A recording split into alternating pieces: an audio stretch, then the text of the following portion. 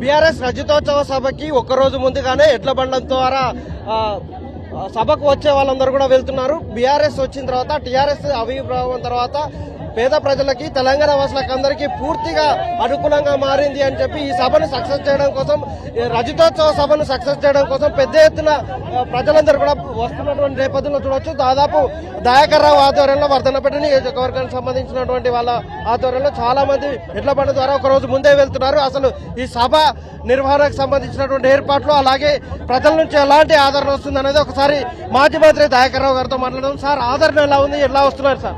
నాకు జన సమీకరణ ఉపజెప్పారు. వరంగల్ జిల్లాది చాలా పెద్ద ఎత్తున వస్తారు. 1,60,000 అంటున్నాం, దాదాపు 2 లక్షల దాకా పోతున్నది. పెద్ద ఎత్తున కూడా జనం కూడా స్పందన ఉన్నది. ఒక పండుగ వాతావరణం అవుతుంది ఊళ్ళల్లో. మనం కొమ్మాల జాతర చూసాం, మేడార సమ్మక్క సారాలమ్మ జాతర చూసాం. దాదాపు 10 రోజుల నుంచే ఏర్పాటు చేసుకుంటారు. ఎడ్లబండ్లతోటి, ట్రాక్టర్లతోటి పోతారు. ఇప్పుడు కూడా ఈ 25 సంవత్సరాల విజయోత్సవ తప్ప గ్రామాల నుంచి ట్రాక్టర్ల ద్వారా, ఎడ్లబండ్ల ద్వారా, బోనాలతోటి, మహిళలు బతుకమ్మలతోటి అన్ని తిల్లా పెద్ద ఎత్తున కూడా 5 రోజుల నుంచి 10 రోజుల నుంచి పెద్ద ఎత్తున ఎడ్లబండ్లతో రావడం జరుగుతుంది. ముఖ్యంగా రైతుల దగ్గర నుంచి కూడా విపరీతమైన స్పందన ఉన్నది. ఈ కార్యక్రమంలో ప్రతి ఒక్కరు కూడా రాజకీయాలకు అతీతంగా పాల్గొంటున్నారు. ఎందుకంటే 25 సంవత్సరాలలో కాంగ్రెస్ పార్టీలో కొంతమంది పోరాటం చేశారు, బీజేపీలో పోరాటం చేశారు, తెలుగుదేశంలో పోరాటం చేశారు, కేసీఆర్ గారి నాయకత్వానికి మద్దతు తెలిపారు. అందరూ కూడా పాల్గొనే ఏర్పాటు చేస్తున్నారు. ఒక రోజు ముందే జనం వస్తున్నారు, దాన్ని ఎట్లా రిసీవ్ చేస్తున్నారు? వారం రోజుల నుంచి జరుగుతున్నది. వారం రోజుల నుంచి ప్రతి ఊళ్ళ నుంచి ఎడ్ల బండ్లు ఉత్సవాలతోటి పండుగ వాతావరణం చేసుకుంటున్నారు. పెద్ద ఎత్తున సార్ చాలా మంది జనం వస్తున్నారు కదా, ఎలాంటి జాగ్రత్తలు తీసుకుంటాం? 5-6 లక్షలు అనుకున్నాం, 11 లక్షల దాకా పోతుంది. ఎలాంటి జాగ్రత్తలు తీసుకుంటాం ప్రజలకి? అన్ని కూడా అధికారులు కూడా సహకరిస్తున్నారు. మెడికల్ కిట్లు, మెడికల్ అంబులెన్స్, డాక్టర్లను అందరూ కూడా ఏర్పాటు చేయడం జరిగింది. ఎండాకాలం కాబట్టి అన్నిటినీ ఏర్పాటు చేస్తున్నారు.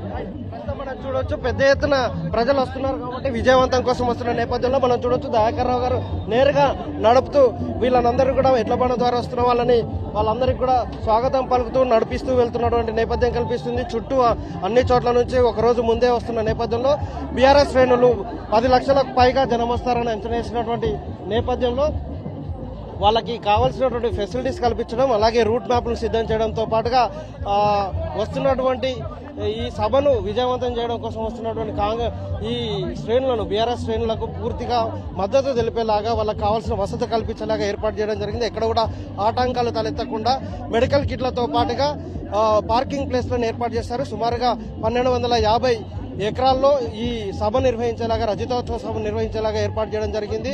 మొత్తం 4 రూట్లలో పార్కింగ్ స్థలాలను ఏర్పాటు చేయడం జరిగింది. ఒక్కరోజు ముందు వస్తున్నటువంటి వాళ్ళందరికీ కూడా ఎక్కడ ఏర్పాటు చేయాలి, ఎవరెవరు ఎలా వస్తారు, వాళ్ళు వచ్చే వాళ్ళకి ఎక్కడ పార్కింగ్ చేయాలి అనేది ఆ జిల్లా నాయకత్వాలకు సూచన చేయడం జరిగింది. వివిధ ఏరియాల నుంచి వచ్చే వాళ్ళందరూ కూడా ఆ పార్కింగ్కి చేరుకునేలాగా గైడెన్స్ చేయడం జరిగింది. దాదాపుగా 1200 మందిని, సుమారుగా 1200 మందిని వాలంటీర్లుగా, అలాగే 2000 మంది పోలీసులను కూడా సభ విజయవంతం కావడం కోసం, ఎలాంటి ఆటంకాలు తలెత్తకుండా ఉండడం కోసం, ట్రాఫిక్ జామ్ అయితే వెంటనే వాటిని తీసేసేలాగా క్రేన్లను కూడా అందుబాటులో ఉంచారు. ఇలా భారీ సభ నిర్వహణ కోసం కావాల్సినటువంటి ఏర్పాటు చేశారు.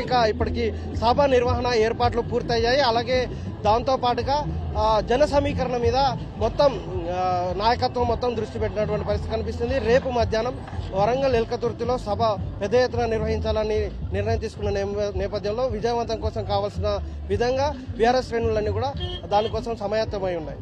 ఎవరైనా వాజిత్ అరుణ్ కుమార్, ఎన్టీవీ వరంగల్.